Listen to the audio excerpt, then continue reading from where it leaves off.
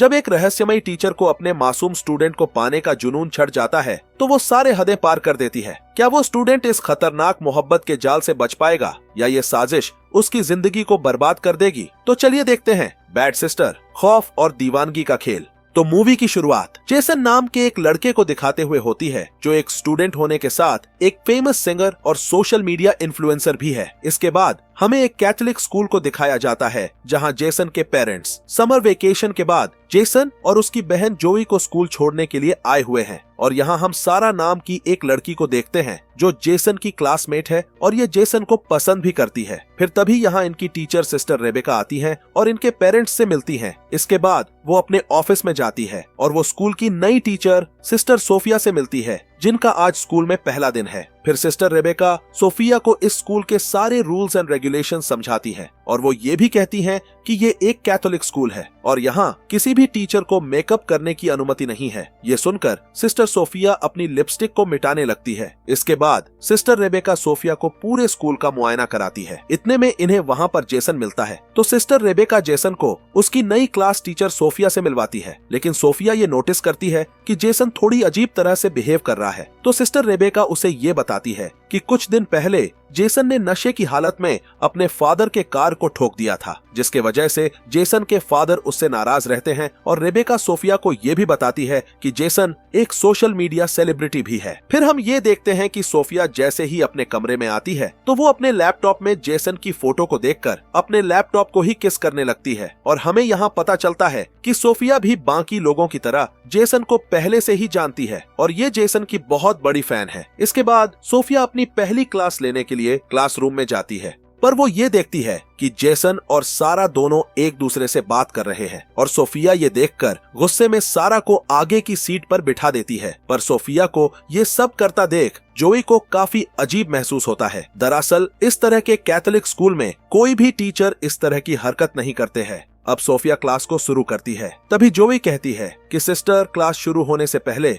हम सभी क्लास में प्रेयर करते हैं। और जब सभी स्टूडेंट्स प्रेयर कर रहे होते हैं तो एक बार फिर जोई ये नोटिस करती है कि सोफिया प्रेयर नहीं कर रही है। और सोफिया की इन सभी हरकतों को जोई अपने भाई जेसन को भी बताती है। और क्योंकि जेसन सारा से मैसेज में बात कर रहा था, इसीलिए वो जोई की बातों पर कोई खास ध्यान नहीं देता। फिर स्कूल के बाद सोफिया जेसन से मिलती है और बातों ही बातों में पूछती है कि जेसन, क्या सारा तुम्हारी गर्लफ्रेंड है? और ये सुनकर जेसन ये जवाब देता है कि नहीं सिस्टर, अभी तक तो मेरी कोई भी गर्लफ्रेंड नहीं है। और ये सुनकर तो सोफिया काफी खुश होती है, क्योंकि कहीं ना कहीं सोफिया जेसन से प्यार करती थी। लेकिन अगली सुबह सोफिया की खुशी मानो टूटे हुए कांच के टुकड़ों की तरह बिखर जाती है। वो सारा और जेसन को किस करते हुए देख लेती है। फिर वो जेसन को क्लास में भेजकर सारा को डांटने लगती है और सोफिया सारा को खास हिदायत देती है कि वो जेसन से हमेशा दूर रहे। अब क्लास खत्म होने के बाद सोफिया जेसन से मिलती है। फिर वो जेसन से ये सवाल करती है कि जेसन, तुम तो कह रहे थे कि तुम्हारी कोई भी गर्लफ्रेंड नहीं है, तो तुम सारा के साथ क्या कर रहे थे? जिसका जवाब जेसन नहीं दे पाता।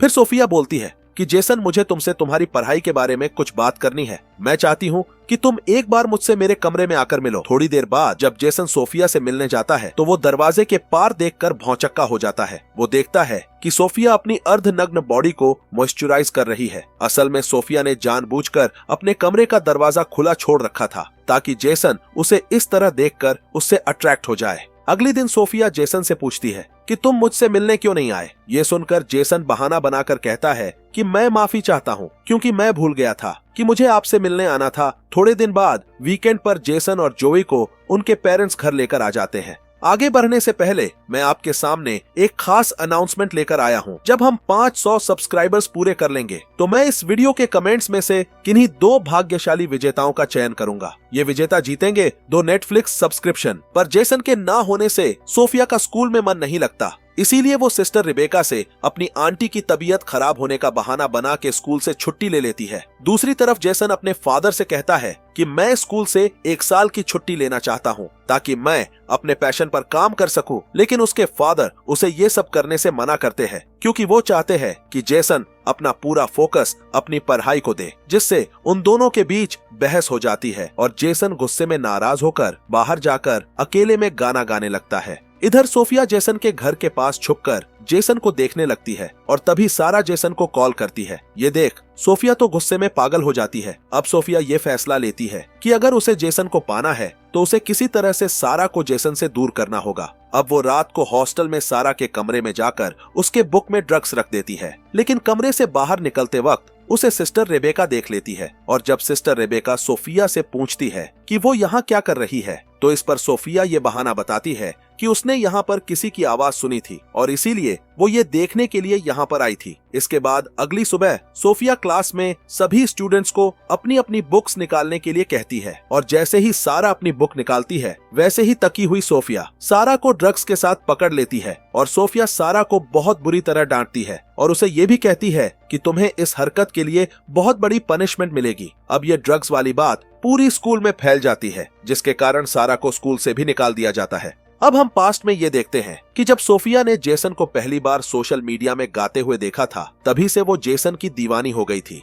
अब वो जेसन के करीब आने के लिए सोफिया नाम की एक स्कूल टीचर से मिलती है जिसका ट्रांसफर जेसन के स्कूल में होने वाला था और वो उसको मार के उसको ठिकाने लगा देती है और खुद उसकी जगह सोफिया बनकर स्कूल में एंटर हो जाती है। अब हम प्रेजेंट टाइम में वापस आते हैं जहां जेसन स्कूल में पेड़ पौधे लगा रहा था, पर तभी सोफिया उसके पास आती है और उसकी हेल्प करने के बहाने उसको सेड्यूस करने लगती है और हमेशा की तरह जोए भी सोफिया के इन सभी हरकतों को नोटिस कर रही थी। अब रात में सोफिया चुपके से जेसन के कमरे में जाती है और अपने मोबाइल में वीडियो रिकॉर्डिंग ऑन करके वहीं रख देती है। तभी जेसन जागता है और अपने कमरे में सोफिया को देखकर चौंक जाता है और सोफिया एक बार फिर जेसन को सेड्यूस करने लगती है, लेकिन जेसन ये सब करने के लिए राजी नहीं था, पर सोफिया उसको कैसे भी करके अपने बहकावे में ले ही लेती है। फिर ये दोनों इंटीमेट होते हैं, पर अगले दिन जेसन उन सारी चीजों को याद करके काफी पछताता है। अब वो चर्च जाकर इस बात का कन्फेस करना चाहता था कि उससे बहुत बड़ा पाप हो गया है, लेकिन जैसे ही वो चर्च में फादर से माफी मांगने लगता है तभी वो देखता है कि वहाँ पर फादर की जगह सोफिया थी और सोफिया जेसन को एक बार फिर उसके गोद में बैठकर उसे सेड्यूस करने लगती है और ये दोनों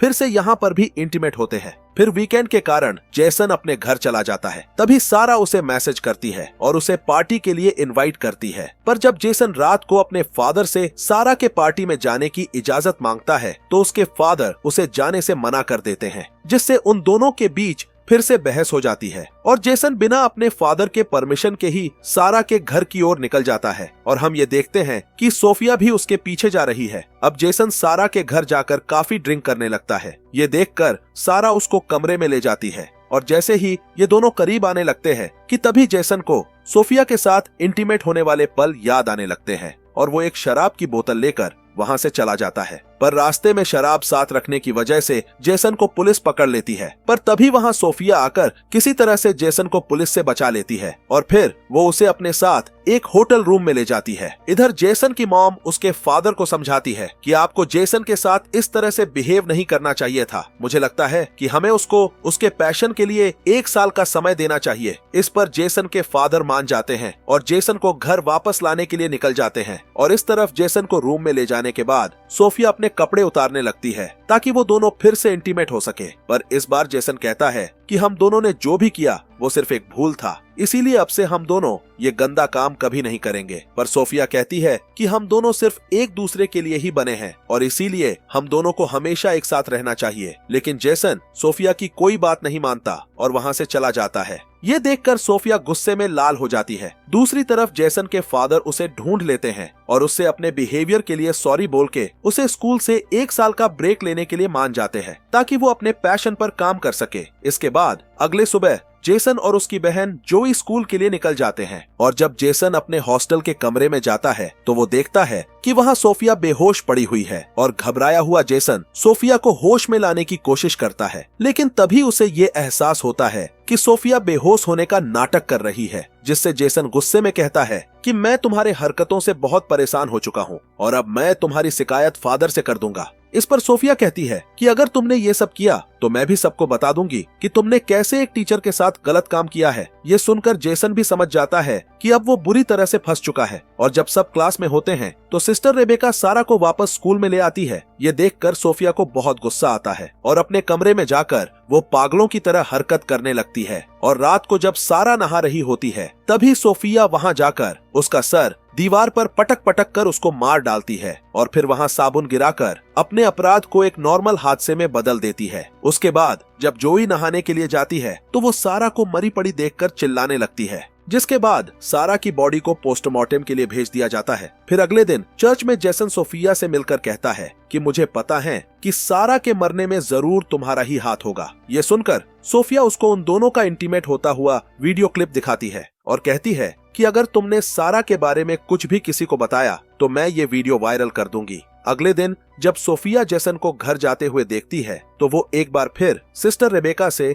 अपने आंटी के मौत का बहाना बनाकर छुट्टी लेकर चली जाती है। जब सिस्टर रेबेका सोफिया के आंटी की फ्यूनरल पर फूल भेजने के लिए उसके एड्रेस पर कॉल करती है तो उन्हें ये पता चलता है कि वहाँ तो किसी की भी मौत नहीं हुई है और ना तो ये एड्रेस किसी सोफिया का है। दूसरी तरफ जोई जेसन को स्ट्रेस में देखकर उससे स्ट्रेस की वजह पूछती है और जेसन अपनी बहन को सारी कहानी बता देता है। और अगले दिन वो दोनों सोफिया की असलियत पता करने के लिए चुपके से उसके रूम में जाते हैं। इधर सिस्टर रेबेका को नकली सोफिया के सच्चाई का पता चल जाता है और वो इसकी कंप्लेन फादर को करने के लिए जाने लगती है। लेकिन तभी सोफिया पीछे से रेबेका के सर पर मारकर उसको बेहोश कर देती है। इधर रूम में इन दोनों को असली सोफिया का लैपटॉप मिल जाता है और साथ ही इनको उस नकली सोफिया का लैपटॉप भी मिलता है जिसका असली नाम लॉरा होता है। इसलिए वो दोनों ये बात सिस्टर रेबेका को बताने के लिए उनके पास जाने लगते हैं और तभी इन लोगों का सामना नकली सोफिया यानी कि लॉरा से हो जाता है। वो जेसन के हाथ में अपना लैपटॉप देखकर सब कुछ समझ जाती है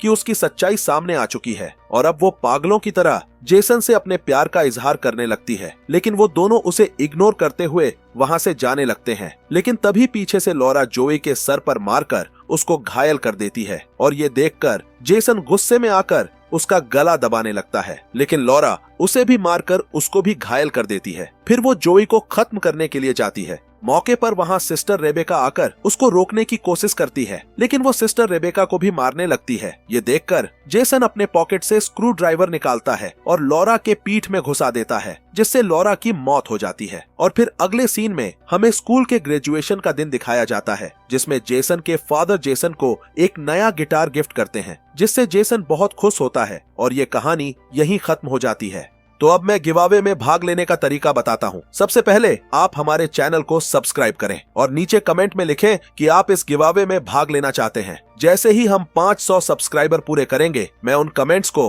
रैंडम कमेंट्स पिकर में से उन 2 विजेताओं का नाम निकालूंगा और अपने बिजनेस ईमेल से उन विजेताओं को संपर्क करके उन्हें उनका सब्सक्रिप्शन दे दूंगा। तो जल्दी से सब्सक्राइब कीजिए ताकि हम जल्दी से 500 सब्सक्राइबर तक पहुंच सकें और कमेंट करके गिवअवे में भाग लीजिए। और मुझे ये उम्मीद है कि आपको कहानी पसंद आई होगी।